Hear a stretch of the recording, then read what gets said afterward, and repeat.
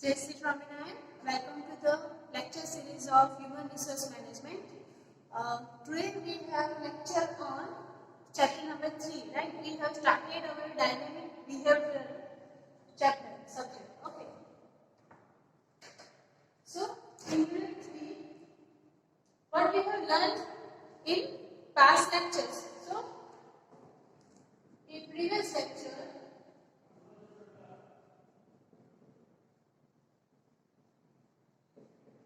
we have learned unit 3 dynamic behavior. Okay, behavior એટલે કે જ્યારે પણ અત્યાર સુધી આપણે જે શીખ્યા છે કે ઇન્ટરપર્સનલી આપણે કેવી રીતે કોમ્પિટન્સ થઈ શકે, બરાબર, કોઈ પણ રીતે કેવી રીતે આપણે એની સાથે કોમ્બિનેશન કરી શકીએ. બટ હવે યુનિટ 3 આપણે શું સમજાવવા માંગે છે કે બિહેવિયર આપણો કેવો હોવો જોઈએ as a employee and as a superior of the work, બરાબર, કે આપણે જ્યારે સુપીરિયર તરીકે વર્ક કરતા હોઈએ કે એઝ અ એમ્પ્લોયી વર્ક કરતા હોઈએ તો એના માટેની ડિફરન્ટ થિયર જે મેથડ્સ છે એ કઈ કઈ આવે છે આપણા ચેપ્ટર્સમાં શીખીએ છીએ.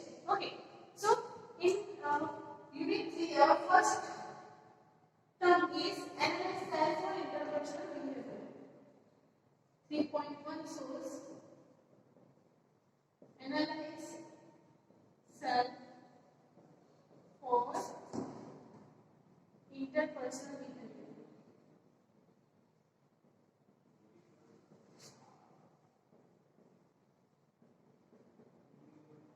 Nice.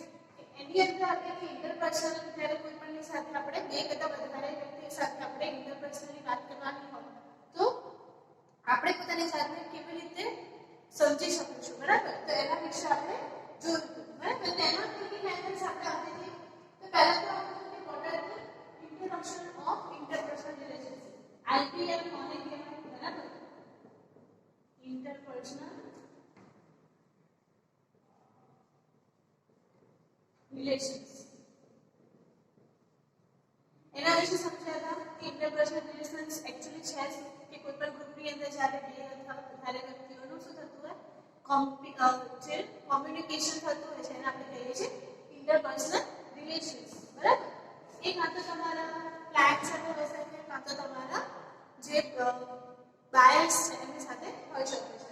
સો એની સાથે આપણે વર્ક કરશું એના માટે પણ ડિફરન્ટ ફોર્મ્સ હતા. Okay, so forms of IPR એ આપણે ચેક કર્યા હતા, જેમાં the first one was transactional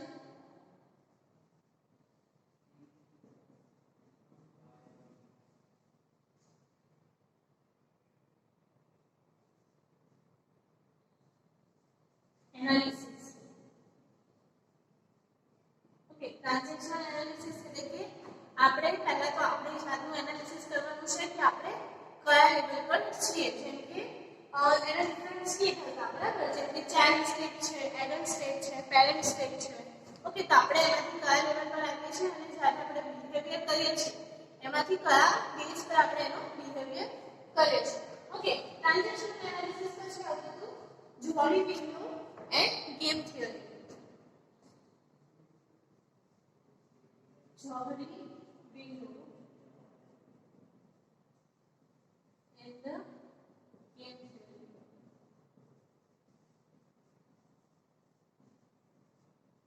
બરાબર, કે જોહરી વિન્ડો જે છે કેવી રીતે વર્ક કરે છે.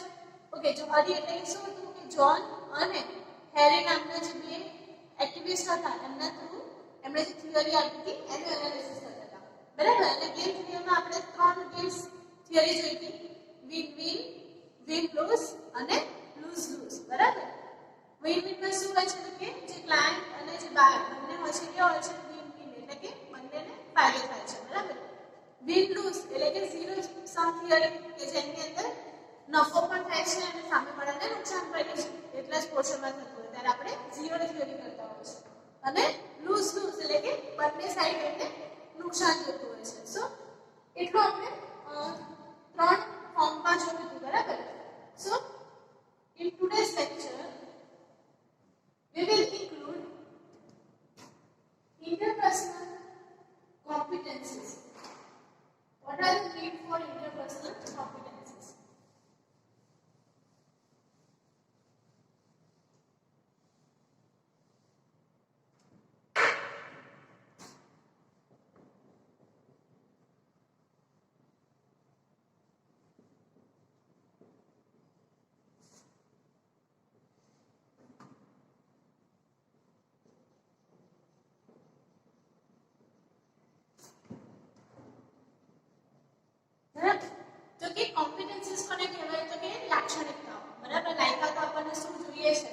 ઇન્ટરપર્સનલ થવા માટે. તો એક શેની પર ડિપેન્ડ કરે છે, તેની પર ડિફરન્ટ થિયરીઝ છે કે જેમાં આવે છે three different methods which is brainstorming, nominal groups, Delphi method and dialectical decision method.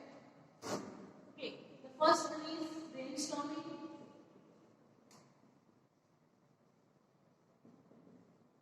Second one source or nominal groups.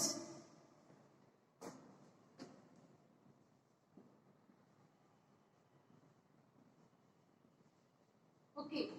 After that, the third one theory is Delphi method. Okay, Delphi method શું કહેવા માંગે છે એ પણ સમજીશું. And the fourth one is dialectical decision method.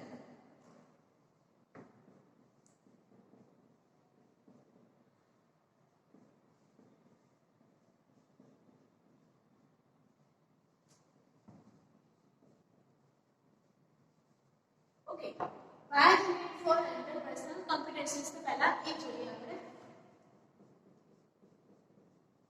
Need for interpersonal competencies.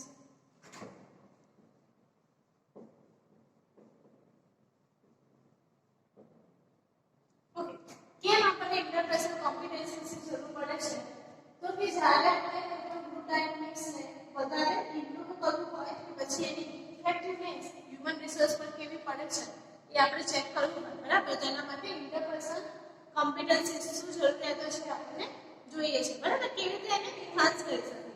તો પહેલી method લઈએ આપણે, first method for need for interpersonal competencies. તો પહેલું આવે છે આપણું બ્રેનસ્ટોર્મિંગ.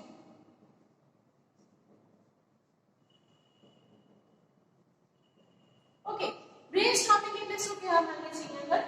તો કે જ્યારે કોઈ પણ વ્યક્તિને આપણે શું કરવું છે, એના અંદરના જે પણ ભાવો છે એને આપણે શું કરવાના છે, ઉભારવાના છે કે એના થ્રુ શું કરે, પોતાના જે પણ વિચારો છે એ ઇઝીલી બહાર લાવી શકે, બરાબર? કે કોઈ પણ વ્યક્તિમાં સારી એવી આવડત છે, બરાબર, પણ એ પ્રોપરલી વર્ક નથી કરી શકતો. તો એના માટે આપણે શું કરીએ છીએ, એને બ્રેનસ્ટોર્મિંગ નામનું એક અસાઇનમેન્ટ આપીએ છીએ કે પછી આપણે એક એવી એક્ટિવિટીઝ જનરેટ કરીએ છીએ જેના થ્રુ ઇનર જે સ્ટ્રેન્થ છે, બરાબર, ઇનર જે લોકોની આવડત છે એ બહાર આવે છે, બરાબર?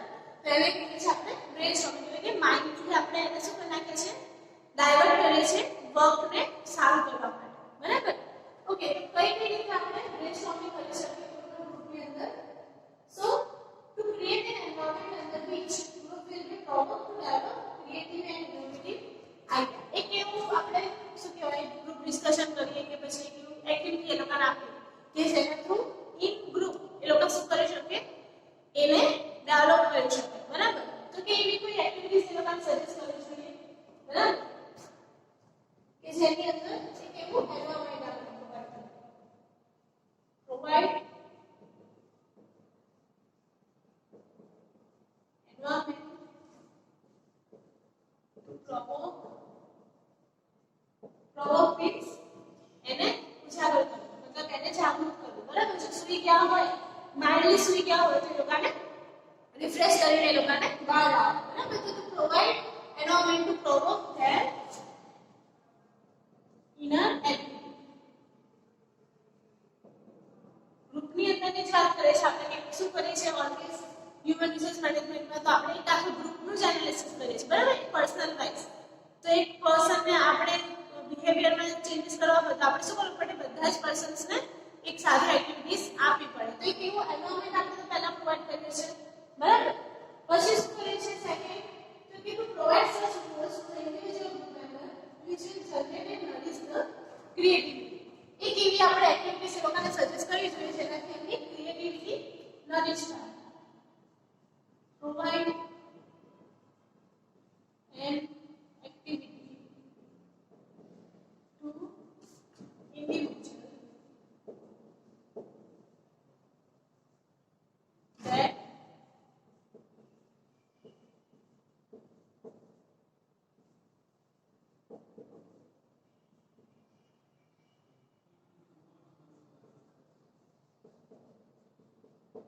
કે કલર એ લોકોની જે ક્રિએટિવિટી છે એને આપણે શું કરી શકીએ છીએ એનહાન્સ કરી શકીએ છીએ એ સિવાય to analyze or synthesize the earlier innovative ideas providing scope for further research તો જે કોઈ પણ જૂના ઇનોવેટિવ આઈડિયાઝ છે બરાબર એ આપવા જોઈએ કે જેના થ્રુ એની અંદર એક વધારે ચેન્જીસ આપણે કરાવવા હોય થ્રુ ઇનોવેટિવ એક્સપેરિમેન્ટ્સ તો આપણે એ કરાવી શકીએ છીએ પ્રોવાઇડ એની innovative idea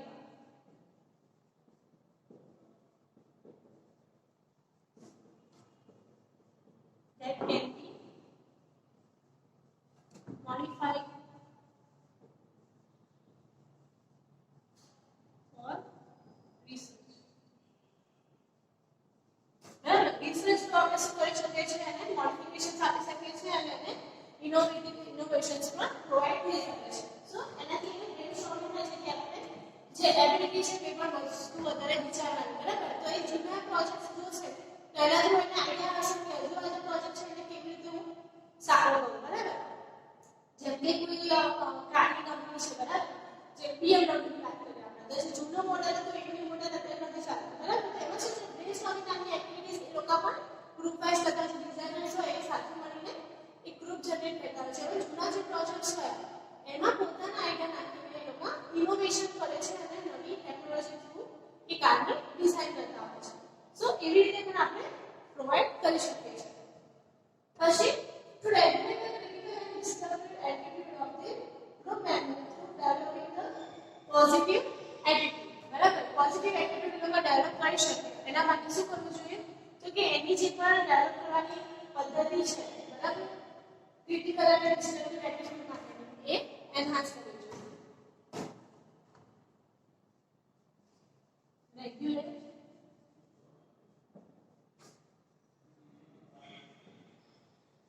critical thinking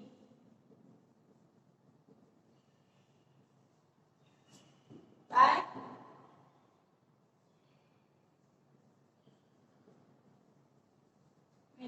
બરાબર ક્રિટિકલ થિંકિંગ એ લોકોનો એનહાન્સ થાય બરાબર કે કોઈ પણ એવી આપણે સિચ્યુએશન એ લોકોને આપી દે બરાબર કે જેના થ્રુ એ લોકો પછી આગળ વિચારે કે આ સિચ્યુએશન આવી ગઈ છે તો અમે હવે આગળ એમાં શું કરી શકીએ સો એ થ્રુ આપણે બ્રેન સ્ટોર્મિંગના ડિફરન્ટ સ્ટેપ્સ છે એ ફોલો કરાવીને એ લોકોનું માઇન્ડ જે છે એ આપણે વર્ક માટે યુઝ કરી શકીએ અને આપણા પ્રોડક્શન્સને આગળ વધારી શકીએ સો એ પછી આવે છે આપણું nominal groups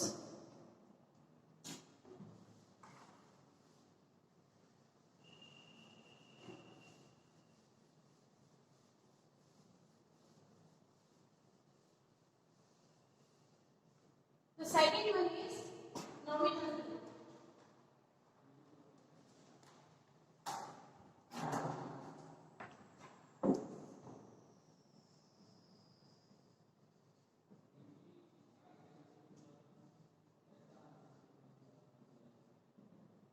બરાબર બ્રેન સ્ટોર્મિંગ માં આપણે શીખ્યા કે કેવી રીતે એ લોકોની એબિલિટી વધારે છે હવે નોમિનલ ગ્રુપ શું આપણને શીખવા મળે છે એ જોઈએ તો કે various nominal groups of the employees working in some common area barabar any issues of problem is placed before them for discussions analysis and decisions બરાબર તો નોમિનલ ગ્રુપ્સ શું છે તો કે કોઈ પણ જે આપણી કંપની છે એની અંદર આપણે શું કરીએ છીએ મેમ્બર્સ ને આપણે અલગ અલગ ગ્રુપ્સમાં ડિવાઇડ કરી નાખીએ છીએ ગ્રુપનું કામ શું છે તો કે કોઈ પણ એક્ટિવિટીઝને સારી રીતે કમ્પ્લીટ કરવી જેમ કે પ્રોડક્શન માટેનું ગ્રુપ છે શું કરે છે સારી રીતે પ્રોડક્શન કરાવે એવું કામ કરશે પછી જે ડિઝાઇનર ગ્રુપ છે જે ડિઝાઇનિંગ કરે છે એ શું કરશે સારી ડિઝાઇન મળે એવું કંઈક વર્ક કરાવશે બરાબર સો નોમિનલ ગ્રુપ્સ દ્વારા આપણને ડિફરન્ટ ડિસ્કશન એનાલિસિસ અને ડિસિઝન્સ કોઈ પણ પ્રોબ્લેમનું કેવી રીતે સોલ્યુશન કરી શકે બરાબર એ આપણને મળી શકે છે પ્રોબ્લેમનું ફર્સ્ટ શું કરવાનું આવે analysis discussion and the third one is decision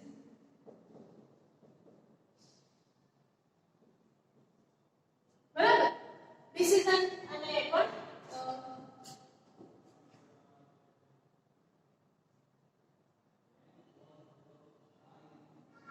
decision આપણે પ્રોવાઈડ કરી શકીએ છીએ.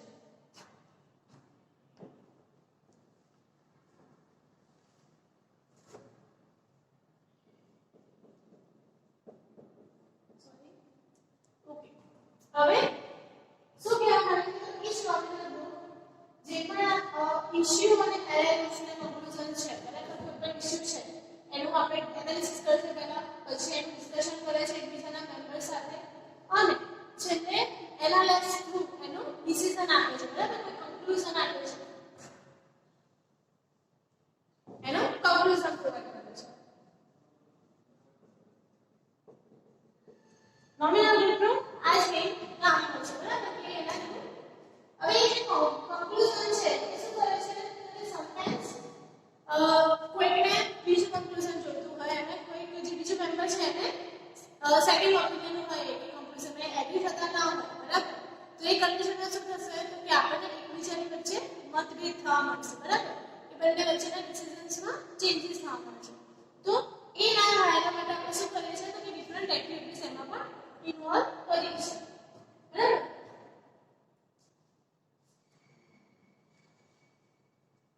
અને એમાં શું કરીએ છીએ આપણે કે જેટલા પણ કન્ક્લુઝન આવ્યા છે, બરાબર, તો જે હાયર ઓથોરિટી હોય એને મોકલીએ છીએ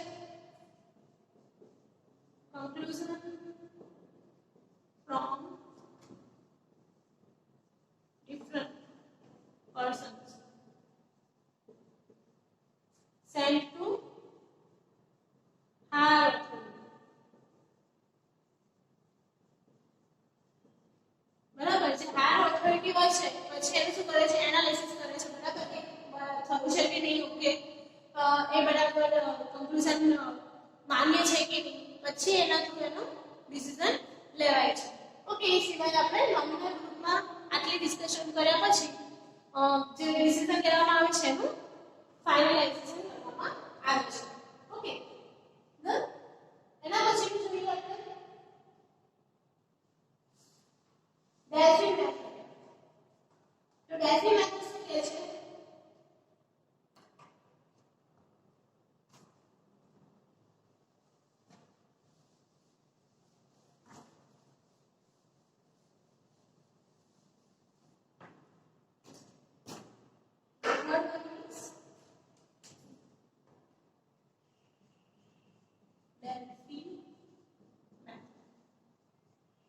ડેલ્ફી એટલે શું?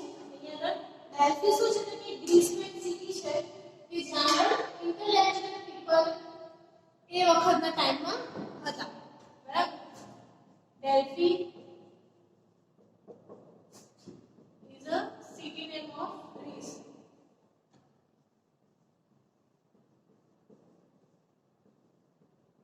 બરાબર, where at a time there were intelligent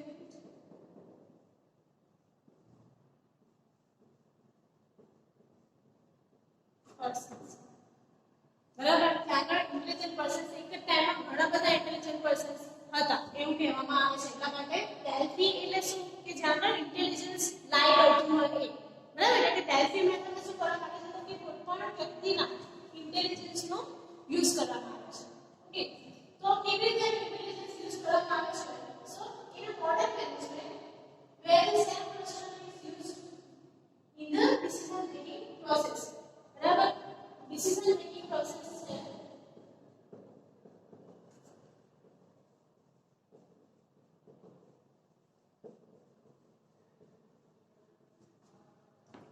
uses Delphi method.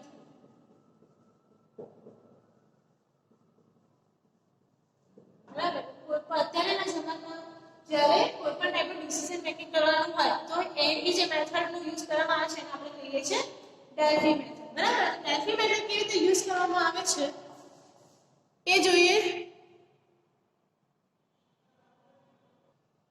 Okay, તો શું કહેવામાં આવે છે ડેલ્ફી મેથડમાં? તો આપણે શું કહીએ છીએ ઇન્ટેલિજન્ટ જે પણ વ્યક્તિઓ હતા, બરાબર, એની શું કરવામાં આવે છે રાય લેવામાં આવે છે, એટલે કે એના ડિસિઝન્સ લેવામાં આવે છે કે તમારું શું ઓપિનિયન છે, બરાબર. સો ઓપિનિયન્સ ઓફ experts,